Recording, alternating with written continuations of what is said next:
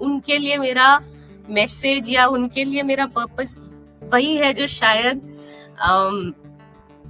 जब रामदेव बाबा जी ने सबको योगा कराना शुरू कर दिया था, तो मैं ये बताना चाहूंगी कि 1986 में बहुत एक्सटेंसिव रिसर्च करी गई थी हार्वर्ड यूनिवर्सिटी में। द गाइडिंग वॉइस हिंदी में आपका स्वागत है। टीजीवी हिंदी आपके बेहतर भविष्य के लिए, और मैं हूँ नवीन समला और मैं हूँ Payal Mittal. The guiding voice platform का फाउंडर एंड चीफ होस्ट यानी व्यवस्थापक और मुख्य मेजबान, और मैं हूँ टीजीवी हिंदी में आपकी को host. The guiding voice Hindi के माध्यम से हम इस दुनिया को कुछ बेहतर बनाना चाहते हैं। हम महत्वपूर्ण बातें करते हैं जिससे कि आपके जीवन और करियर को कुछ बेहतर बना सके। तो दोस्तों नमस्कार और स्वागत है आपका एक और इंस्पायरिंग एपिसोड टीजीवी हिंदी के। आज हम एक ऐसे टूल के बारे में बात करने वाले हैं जो सबके पास है, लेकिन बहुत कम लोग उसकी असली पावर समझते हैं। वो टूल का नाम है राइटिंग। और हमारे साथ जुड़ी हुई है आनंदिका सूद जी, जो इंक थेरेपी की फाउंडर है, और 26 साल का उनका लर्निंग और ट्रांसफॉर्मेशन जर्नी है। और उन्होंने लिखने को एक ऐसे थेरेपी के रूप में डेवलप किया है जो क्लैरिटी, कॉन्फिडेंस और इन्फ्लुएंस बनाता है। तो दोस्तों सोचकर देखिए, अगर सिर्फ लिखने से आप अपने फियर्स तोड़ सके तो, अपनी क्रिएटिविटी अनलॉक कर सके तो, और अपनी लीडरशिप एनहांस कर सके तो आज का एपिसोड आपके लिए एक गेम चेंजर हो सकता है। तो चलिए शुरुआत करते हैं एक खूबसूरत सफर और जान लेते हैं इंक थेरेपी के सीक्रेट्स सीधे हॉर्सेस माउथ आनंदिका सूद जी के साथ। तो पहली बात, हम आनंदिका सूद जी को वेलकम करेंगे। Hearty welcome to TGV Hindi. Anandika ji, कैसे हो आप? नमस्कार नवीन जी। नमस्कार। सब आपके सब दर्शकों को नवरात्रि की बहुत बहुत बधाई। आपको भी नवरात्रि की बहुत बहुत बधाई। और मैं बहुत अच्छे से हूँ और आशा करती हूँ कि आप सब भी बहुत अच्छे से हैं। माता रानी की कृपा हम सब पर बनी रहे। मुझे यहाँ बुलाने के लिए बहुत बहुत धन्यवाद। I am looking forward to this conversation.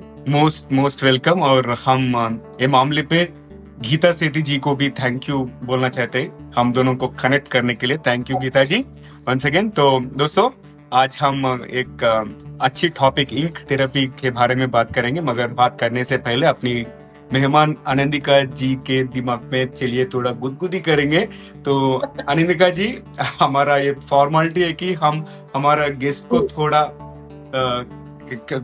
थोड़ा गुदगुदी करते हैं हम आपके दिमाग में, ऐसा कि आपका ब्रेन को टिकल करके आपका अदर साइड हम जानना चाहते हैं। इसलिए पहला रैपिड फायर राउंड शुरू करेंगे, ठीक है ना? जरूर। तो मैं कुछ यादृच्छिक शब्दों का उल्लेख करूंगा और आपके दिमाग में जो आता है उसके रिस्पांस में आप रिस्पॉन्ड करना चाहिए। अगर तैयार है तो शुरू करेंगे। परफेक्ट, बिल्कुल। सो मेरे तरफ से आपको पहला शब्द भविष्य, फ्यूचर। राइटिंग। ड्रीम, सपना। हाँ। हर कोई लिखे। ऑसम। जिज्ञासा। हम यहाँ क्या कर रहे हैं, हम कौन हैं, हम क्यों हैं। धन। आपके बारे में आपको मिलने वाले आशीर्वाद। वाव, आपको मिलने वाला आशीर्वाद बहुत ही डिफरेंट पर्सपेक्टिव है। और जिंदगी खूबसूरत। ऑसम। आविष्कार, नेसेसिटी, जरूरत। ग्रहांतरवासी यानी एलियंस। इंटरेस्टिंग। नेतृत्व, एक बिल्डेबल स्किल। अच्छा। और खिताब, लाइफलाइन। अमेजिंग। और आखिरी शब्द मेरे तरफ से, सफलता। पीस ऑफ माइंड, मानसिक संतुष्टि और एक ठहराव। एक्सीलेंट, बहुत ही बढ़िया रिस्पॉन्सेज दिए आपने। और ये पहला रैपिड फायर राउंड में पार्टिसिपेट करने के लिए बहुत बहुत धन्यवाद। और दूसरा रैपिड फायर राउंड भी है अंत में, एपिसोड के अंत में, जब तक स्टे ट्यून्ड। और आनंदिका जी, हमारे इस सफर में जुड़ने के लिए बहुत बहुत धन्यवाद। और आगे बढ़ते हैं, आपका ब्रीफ एलिवेटर पिच शेयर कीजिए। आप इंक थेरेपी स्टार्ट करने से पहले आप क्या करते थे, और किस विषय ने आपको प्रेरित किया कि you have to start this ink therapy? आपके बारे में ब्रीफ इंट्रो। राइट। तो मैं एक ट्रेन्ड जर्नलिस्ट हूँ। मैंने टीवी, न्यूज़पेपर, हिंदी और इंग्लिश बोथ में काम किया है। वाह। मैं एडिटर भी रह चुकी हूँ, मैगजीन एडिटर, और 2011-12 के करीब से मैं ऑनलाइन इंटरनेट पे लिखने से इन्वॉल्व हूँ, विच मीन्स कि मैंने वेबसाइट का कंटेंट लिखा है, लोगों के लिए लिखा है, प्रोफाइल्स लिखे हैं, प्रोडक्ट डिस्क्रिप्शंस लिखे हैं, जो कुछ आप इंटरनेट पे आज पढ़ते हैं। तो लिखना जो है, राइटिंग जो है, it has been part of my identity. मैं अपने आप को राइटिंग से जुदा शायद कभी भी नहीं देखती थी। अच्छा। बट फिर मेरी जिंदगी में एक ऐसा फेज आया जहाँ क्लैरिटी, मुझे ऐसा लगा कि मेरी क्लैरिटी खो गई है। अच्छा। हर चीज को एक साफ उस तरीके से देखना जैसे वो है एक्चुअली, इंस्टेड की हम उसमें अपने मतलब जोड़ दें या अपनी कुछ भावनाएं जोड़ के उसको देखें एंड देन पजल हो जाए। तो वहाँ मुझे लिखने से बहुत मदद मिली, और ये लिखना एक डायरी लिखने से स्टार्ट हुआ था, या जर्नलिंग जिसको आजकल सब लोग जानते हैं, वहां से स्टार्ट हुआ था। लेकिन जो मैंने अपने ऊपर उसके इफेक्ट्स देखे, उस तरह लिखने के इफेक्ट्स देखे, वहां से शायद इंक थेरेपी का स्टार्टिंग पॉइंट उसको कहा जा सकता है। करीब 2 साल हो गए मुझे ये methodology, I would like to call it, एक मेथड है जिस तरह इंक थेरेपी प्रोग्रेस करता है, एक गाइडेड राइटिंग सिस्टम की तरह प्रॉम्प्ट्स लेके आप लिखते हैं, सो दैट जो थेरेपी पार्ट है इसका, वो I am not qualified consultant या थेरेपिस्ट नहीं हूं मैं, but therapy in terms of कि आपको आप तक ले जाता है। अच्छा। तो वो लिखना जो क्लैरिटी और आपकी कॉन्फिडेंस के लिए जो कमाल करता है, वो शब्दों में बयान नहीं किया जा सकता। वो आप एक्सपीरियंस करके उसका फायदा समझ सकते हैं, उसका बेनिफिट समझ सकते हैं, और यही इंक थेरेपी है। इंक लिखना और थेरेपी मतलब वो एक कामनेस, वो एक सेंटर्डनेस, वो एक स्थिरता मन की, अच्छा, वो जो गाइड करे आगे आपके हर डिसीजन, वो ये इंक थेरेपी है। अच्छा। आपका बैकग्राउंड भी बहुत पावरफुल है, और आप जो भी फील्ड चुने हैं वो भी बहुत पावरफुल है, और आपके सफर के बारे में शेयर करने के लिए बहुत बहुत धन्यवाद। और आगे बढ़ते हैं, आपका गाइडिंग वॉइस कौन है, उसके बारे में बताइए। नवीन जी, बहुत इंटरेस्टिंग क्वेश्चन है ये। मेरा गाइडिंग वॉइस आई थिंक मेरा इंट्यूशन और मेरी खुद की अंतरात्मा की आवाज ही रही है। अच्छा। मेरी कहानी, जितनी भी जिंदगी की कहानी अभी तक मैंने जीवन जिया है, उसमें कोई ऐसा पॉइंट नहीं आया है जहां मुझे लगा हो कि ये इंट्यूशन या ये जो मेरी अंतरात्मा की आवाज है, इसने मुझे लेट डाउन किया या धोखा दिया या किसी तरह से नुकसान पहुंचाया। तो मुझे अपनी आवाज, जिसको मैंने लिखने के साथ और शार्पन किया है हर मोड़ पे, आई थिंक वही मेरी गाइडिंग वॉइस रही है।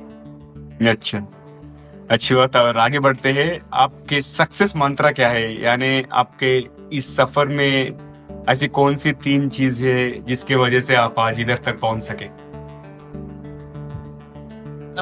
इस क्वेश्चन का आंसर मेरे ख्याल से 3 शब्दों में अगर मैं दूं तो वही है जो इंक थेरेपी का बेस लाइन है, फाउंडेशन है, जो मैं चाहती हूँ कि हर किसी के लिए एक्सेसिबल हो इंक थेरेपी के माध्यम से।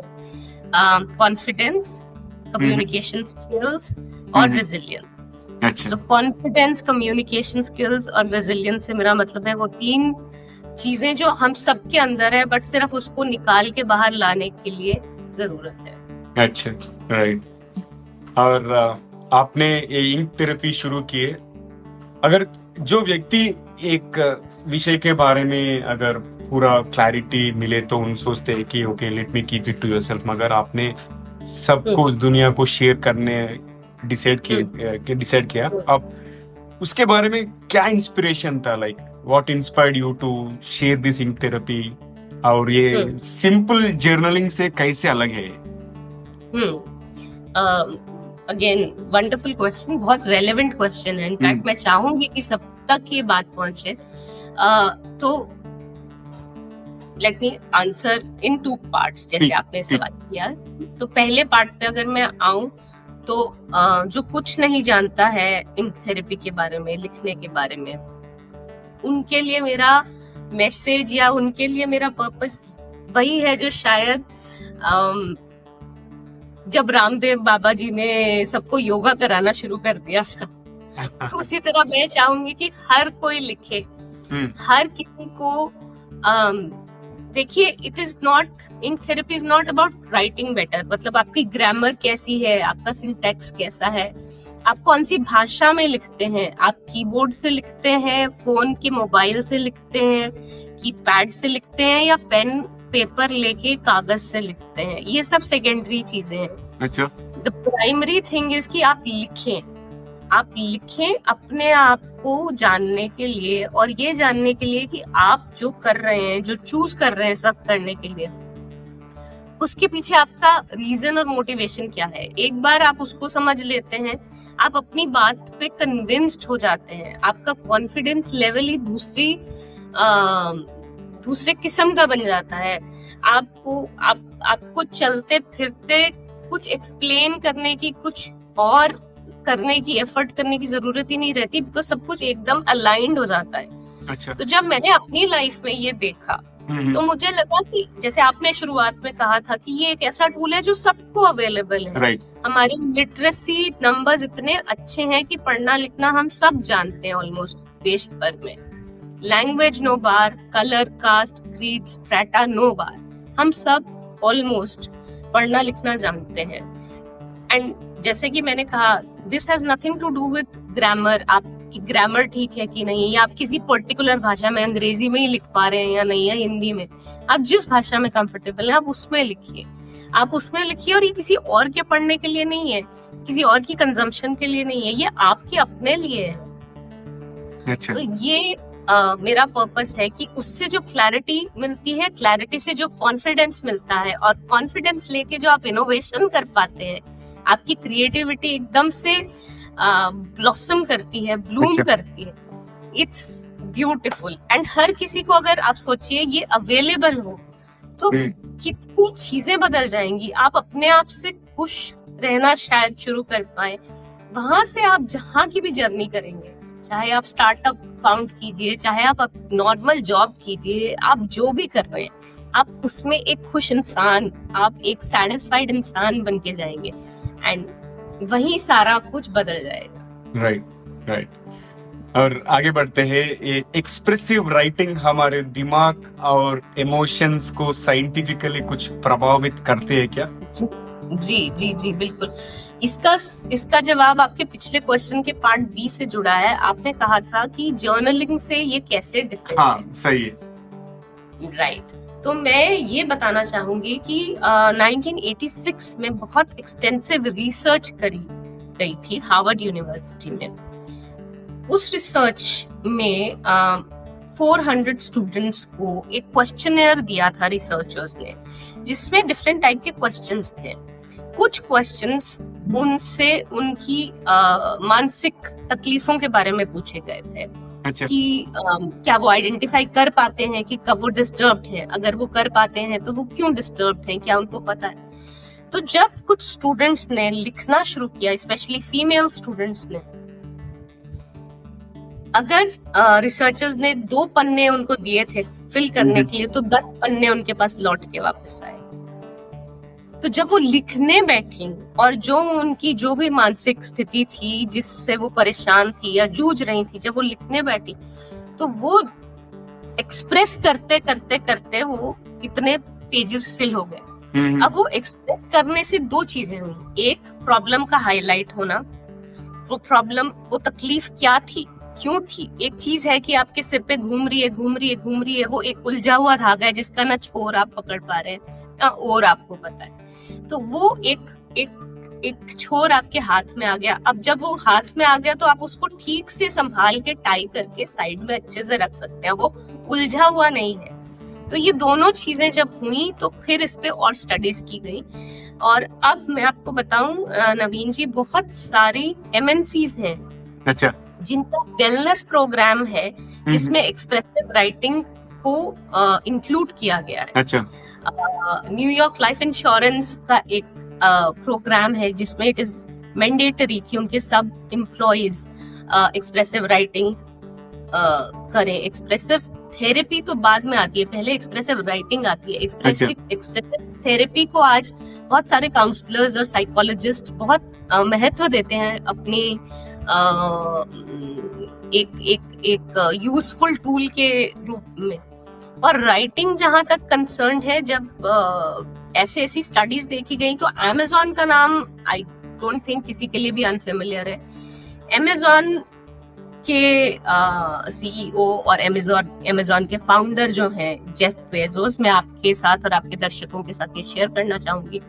उन्होंने अपनी कंपनी में दुनिया भर में अमेज़न के एम्प्लॉयज बिना लिखे बात नहीं कर सकते।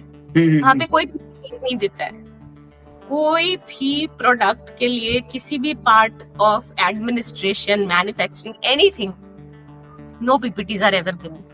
लोगों को अपना पॉइंट ऑफ व्यू लिखना होता है और उसको दूसरों को समझाना होता है। अच्छा। तो लिख को क्लैरिटी आती है, उसको फिर वो कम्युनिकेशन में, आर्टिकुलेशन में तब्दील कर सकते हैं। तो ये एक्सप्रेसिव राइटिंग के कुछ रिसर्चेस हैं, कुछ बैकएंड है। और दूसरा ये है कि ये नॉट जस्ट रिसर्च, हमारे इंडिक विजडम में भी जहां हमारी आंख जाती है हमारा हाथ जाता है, मैं उल्टा बोल गई, जहाँ हमारा हाथ जाता है हमारी नजर जाती है, और जहाँ हमारा नजर जाता है वहाँ हमारा ध्यान जाता है। अच्छा। ये हमारे इंडिक विजडम में आपको कई सारे श्लोक मिलेंगे। ये साइकोलॉजिकली, फिजियोलॉजिकली और न्यूरोलॉजिकली भी साइंटिफिकली प्रूवन है कि जब ये तीनों चीजें अलाइन होती हैं, then you are in the position, आप एक ऐसी स्थिति में होते हैं मानसिक रूप से कि आप अपना बेस्ट काम दे पाते हैं। ओके। और आगे बढ़ते क्रिएटिव ब्लॉक के बारे में बात करेंगे। बहुत सारा प्रोफेशनल्स क्रिएटिव ब्लॉक से स्ट्रगल करते हैं। अगर ये राइटिंग इसे कैसे तोड़ सकती है? नवीन जी, करना शुरू करे जो राइटिंग, उसको क्रिएटिव ब्लॉक, राइटर्स ब्लॉक कभी होगा ही नहीं, ये मेरी गारंटी है। तो मैं क्योंकि लिखती हूँ और मेरे सर्कल में बहुत सारे लोग हैं जो यही काम करते हैं, जर्नलिस्ट हैं, राइटर्स हैं, आज की डेट में कंटेंट क्रिएटर्स हैं, कंटेंट राइटर्स हैं। तो राइटर्स ब्लॉक या क्रिएटर्स ब्लॉक आप जिसका जिक्र कर रहे हैं, एक बहुत टर्म है जिसको बहुत इट्स जस्ट थ्रोन अराउंड।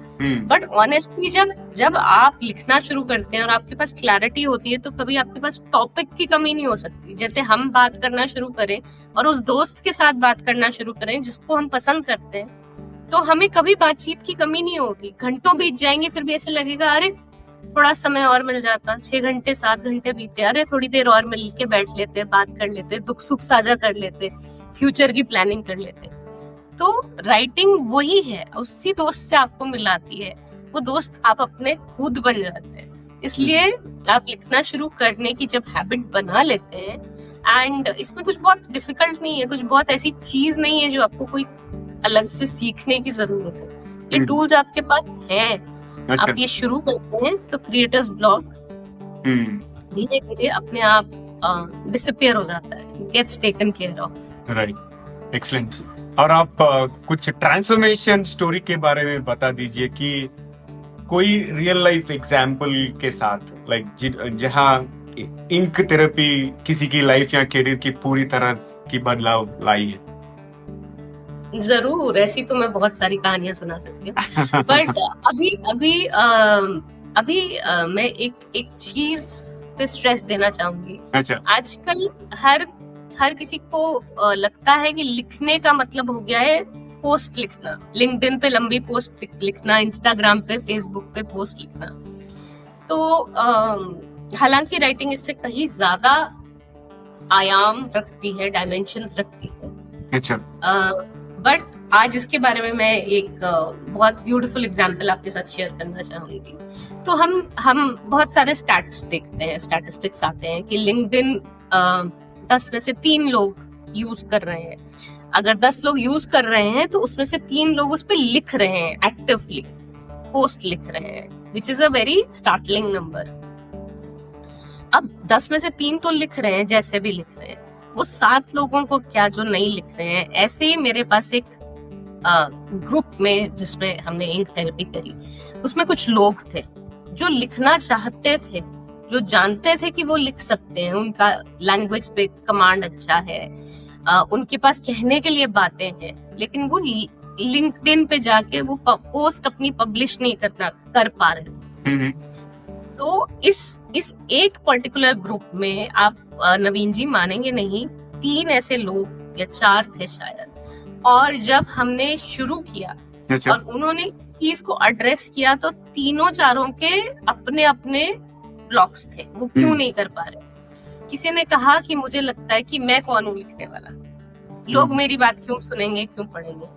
एक ने कहा कि ये जब मैं लिख लेती हूँ पोस्ट तो मुझे लगता है ये कंप्लीट नहीं है, इसमें और मुझे स्टैटिस्टिक्स डालने चाहिए, और रिसर्च डालनी चाहिए, और लोगों को कोट करना चाहिए। किसी ने कहा कि बस मेरी हिम्मत ही नहीं होती। तो हमने एक एक्टिविटी की जिसमें हमने ये आइडेंटिफाई किया कि ये आवाज जो आपसे कह रही है कि ये अभी ठीक नहीं है, ये इसकी लैंग्वेज ठीक नहीं है, ये इसमें और स्टैटिस्टिक्स डालेंगे, या ये तुम कौन होती हो इतना ऐसे बोलने वाली, तुम्हारे को कौन पढ़ेगा, ये कौन किसकी आवाज है। जब वो आवाज आइडेंटिफाई कर सके तो ये तीनों लोग आज की डेट में, जब से इन्होंने सेशन किया है, every day they are successfully posting, and I keep getting these messages कि लिंक्डइन आप जानते हैं प्रोफेशनल स्पेस में एक बहुत इम्पोर्टेंट सोशल मीडिया है। इनफैक्ट वही एक सोशल मीडिया प्लेटफॉर्म है जो प्रोफेशनल्स के लिए बहुत मैटर करता है। तो वहां पे जाके जब उन लोगों ने every day they have been showing up for 30-60 days consistently, तो उन्होंने बेनिफिट रीप किया है। किसी के नंबर्स, फॉलोअर्स बढ़ गए हैं, किसी की बहुत इंटरेस्टिंग कॉन्वर्सेशंस हो रही हैं, किसी को क्लाइंट मिल गए हैं, किसी को नया जॉब मिल गया है। तो कितना खूबसूरत है, आप देखिए कितना, और कुछ भी एफर्ट नहीं। और आगे बढ़ते हैं, आप कहते हैं कि राइटिंग से हिडन पैटर्न्स रिवील होते हैं। ये पैटर्न्स हमारी जिंदगी को कैसे प्रभावित करते हैं और हमें पता ही नहीं चलता, राइट? उसके बारे में बिल्कुल, जैसे मैंने अभी इनका ही आपको एग्जांपल दिया, इस ग्रुप के 3 मेंबर्स का। अच्छा, ये पैटर्न्स इनकी लाइफ में डिफरेंट चीजों को इफेक्ट कर रहे थे। सिर्फ एक लिंक्डइन पे लिखना तो वो चीज है जो मेरे सामने आई खुल के। अच्छा। जब इन्होंने इसको अपने आप एग्जामिन किया, जब लिखा इसके बारे में, तो इनको रियलाइज हुआ कि शो अप ऑथेंटिकली और पूरी तरह से शो अप करने में, वल्नरेबली शो अप करने में क्या संकोच था, कहाँ वो ऑब्स्टेकल था, कहाँ हिचक थी। As a parent, as a spouse, as a coworker, ये सब जगह रिफ्लेक्ट करता है। और जब आप इसको एक जगह टैकल कर पाते हैं तो वो एक अपने आप में ना, आप किसी चीज को फ्री कर देते हैं, तो फिर वो उड़ान जो है वो अनलिमिटेड है, वो हर जगह रिपल इफेक्ट हो जाता है। तो जब आपको यहाँ पे डील कर लिया तो वो उसका अगला रिपल और इफेक्टिव और इफेक्टिव और इफेक्टिव, वो धीरे धीरे धीरे वो पैटर्न टूटता जाता है, और आपके हर लाइफ के जो वो चीजें उसके उसमें बंधी पड़ी थी वो सब आजाद हो जाती है। तो ये राइटिंग की बहुत एक सुप्रीम पावर मुझे लगता है कि अनस्टॉपेबल बना देता है आपको। इंस्पायरिंग। और आगे बढ़ते हैं, लोग सोचते होंगे कि ये और डिजिटल ट्रांसफॉर्मेशन का जमाना है, और क्या आपको लगता है कि राइटिंग हमेशा एक टाइमलेस टूल रहेगा क्लैरिटी और इन्फ्लुएंस के लिए? Absolutely, no doubt about it. मुझे कोई रत्ती भर का शक नहीं है, शंका नहीं है, डाउट नहीं है कि राइटिंग एक ऐसा टूल, आप कह रहे हैं, मैं वेपन कहती हूँ, एक ऐसा वेपन है आपके आर्सेनल में, स्पेशली लीडर्स के लिए, जिनको ना सिर्फ अपने आप को लीड करना है from time to time, but उनके ऊपर और लोगों की भी जिम्मेदारी है, जिसको कोई एआई, कोई भी और किसी भी तरह की डिजिटल ट्रांसफॉर्मेशन ना रेप्लिकेट कर सकती है, ना रिप्लेस कर सकती है। इनफैक्ट इंक थेरेपी का टैगलाइन ही ये है कि human assets that AI can't replicate. Now when I say that, उसका मतलब ये है कि देखिए, लिखना, जैसे मैंने पहले भी कहा कि लिखना, इंक थेरेपी के अंतर्गत लिखना सिर्फ लिखना नहीं है कि ग्रामर ठीक है, लैंग्वेज ठीक है, वो तो चैट जीपीटी और आपके सारे जेनरेटिव एआई और कल को शायद रोबोट्स भी लिखते हैं। लेकिन वो एक विजन को होल्ड करना, वो विजन को देखना, उसके लिए एक सोच को डेवलप करना, कल्टीवेट करना, एक माइंड सेट को, वो एआई कभी भी नहीं कर सके। वो एक ह्यूमन ब्रेन की ही कैपेसिटी है, कैपेबिलिटी है, उसको कोई भी चीज मेरे ख्याल से नहीं कभी भी फुली रेप्लिकेट कर सकेगी। आज मैं ये बात कर रही हूँ, आप और मैं डिजिटल डिवाइस से जुड़े हैं, एंड इट्स जस्ट अमेजिंग कि हम लोग टाइम स्पेस सब कुछ को लांघ कर ऐसे बात कर पा रहे हैं। Right. लेकिन ये जो थॉट्स हैं, ये जो आइडियाज हैं, जो सवाल आप कर रहे हैं, ये किस पे बेस्ड है? ये एक, जब आपने इन थेरेपी के बारे में जाना, आपके मन में इसको जानने का जो फीलिंग पैदा हुआ, वो कैसे आप इमोशंस और फीलिंग्स और वो इलेक्ट्रिकल इम्पल्सेस कैसे आप जनरेटिव एआई या किसी और डिजिटल डिवाइस में डालेंगे? So no, writing will not be, कोई कितना मर्जी कह ले। बड़े बड़े ऑथर्स हैं जिन्होंने ये काम किया है।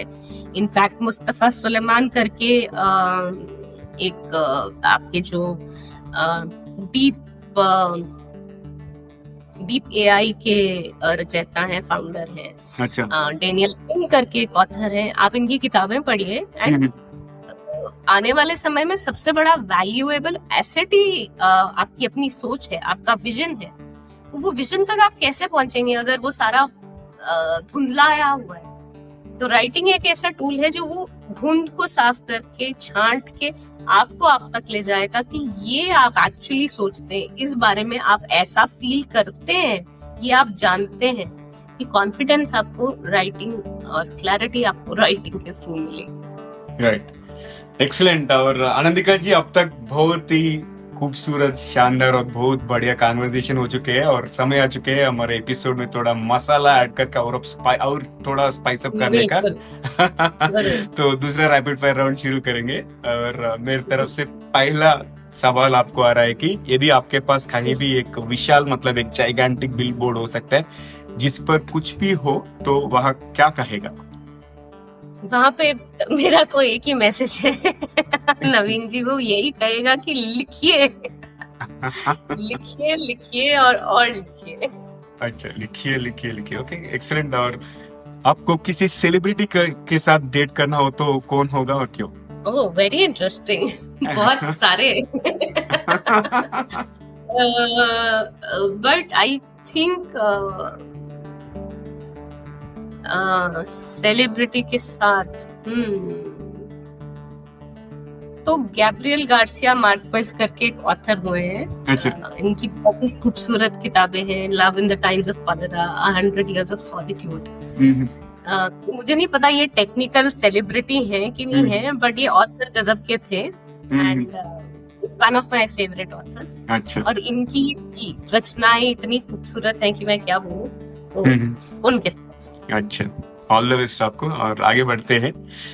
यदि आप एक दिन के लिए नियंता यानी डिक्टेटर बन के एक नियम बनाने का मौका मिले जिसे सभी को मानना होगा, तो आप क्या नियम बनाओगे आप? मैं सबका टाइम सेट कर दूंगी कि इतने से इतने बजे तक सिर्फ लिखना है इस समय में कोई और काम नहीं होगा, बस लिखो, ये पकड़ो पेन, ये पकड़ो कागज और लिखो। राइट। अगर आपको किसी फिल्म के रीमेक में हीरोइन बनने का मौका मिले तो कौन सा फिल्म चुनेंगे आप?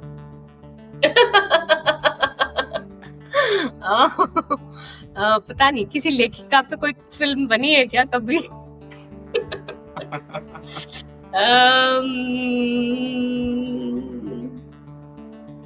देखिए, मैं एक जर्नलिस्ट रही हूँ, और एक जर्नलिस्ट का रोल अच्छा। एक फिल्म में बहुत इम्प्रेसिव था, रानी मुखर्जी ने वो किया था, और ये जेसिका लाल किलिंग पे बनी थी पिक्चर, आई थिंक इसका नाम जेसिका। ये तो to answer your question, I think वो रोल है जिसको मैं अप्राइज करना चाहूंगी। अच्छी बात। और राइटिंग के अलावा आपका गिल्टी प्लेजर क्या है? Reading. Reading is my guilty pleasure in all its meaning and all its ways, और शायद चाय पीना चाय बनाना भी और चाय पीना भी। अच्छा ये दोनों। अच्छा। और आखिरी सवाल है दूसरी रैपिड फायर राउंड में, ऐसी कौन सी आधुनिक यंत्र या फैंटेसी गैजेट या इलेक्ट्रॉनिक गैजेट है जो आप देखना चाहोगे, नहीं तो खुद ही इन्वेंट करना चाहोगे?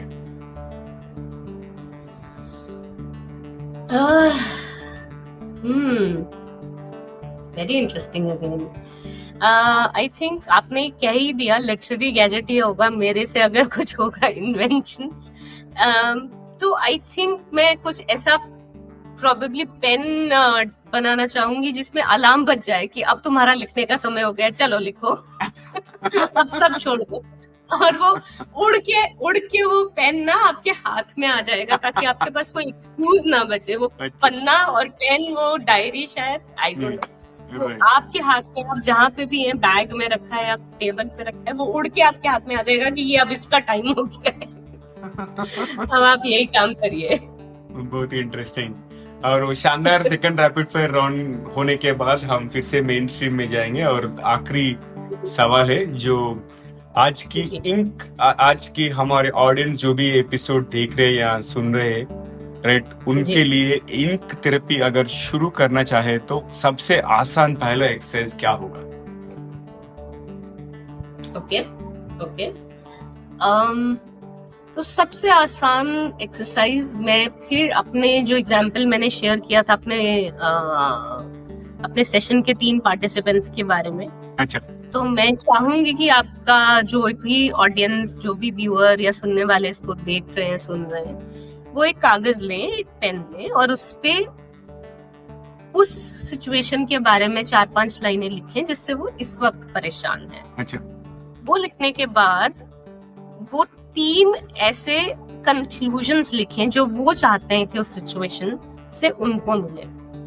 हो सकता है एक ऑल्टरनेटिव पाथ, हो सकता है किसी तरह का छुटकारा, हो सकता है वो चाहें कि मेरे पास एक मैजिक पेन हो जिससे मैं बस इसको इरेज कर दूं। तो जो भी वो लिखना चाहे वो ये लिख के देखें, एंड देखें क्या निकल के आता है, और श्योर कि एक ना एक सॉल्यूशन ऐसा होगा जो उनको आगे बढ़ने का रास्ता दिखाएगा और उनको उनकी प्रॉब्लम से छुटकारा दिला देगा। Right, excellent. तो दोस्तों, आज ही पेन उठाओ और आप लिखना शुरू करो। I think it might do some wonders also, कुछ कमाल भी ला सकते हैं आपके जिंदगी में। और आनंदिका जी, बहुत खूबसूरत कॉन्वर्सेशन था, मुझे तो बहुत अच्छा लगा आपसे बात करके। और आपको टीजीवी हिंदी में इंटरव्यू एक्सपीरियंस कैसे लगा? बहुत अच्छा कॉन्वर्सेशन। नवीन जी, आपने बहुत इंटरेस्टिंग सवाल पूछे मुझसे और मैंने बहुत एंजॉय किया आपका rapid fire rounds. In fact I think ये बहुत यूनिक पार्ट है आपके प्रोग्राम का और बहुत मजा आया। Thank you so much for having me and inviting. Most pleasure. और आपको ऑल द बेस्ट, आपके मिशन जरूर सक्सेस होगा, and I wish you all the very best. And Geeta ji, thank you once again Anandika ji के साथ जुड़ाने के लिए, thank you once again।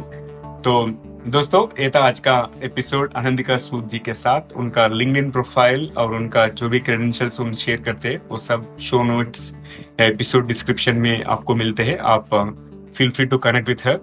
और दोस्तों, आखिरी के बाद से पहले आपसे एक विनती है, अगर आपको ये एपिसोड पसंद आए तो अपने 3 करीब के लोग यानी दोस्त या कलीग्स या फैमिली मेंबर्स के साथ भी शेयर कीजिए, शायद उन्हें भी इससे कोई फायदा हो या कोई टिप्पणी उन्हें भी पसंद आए।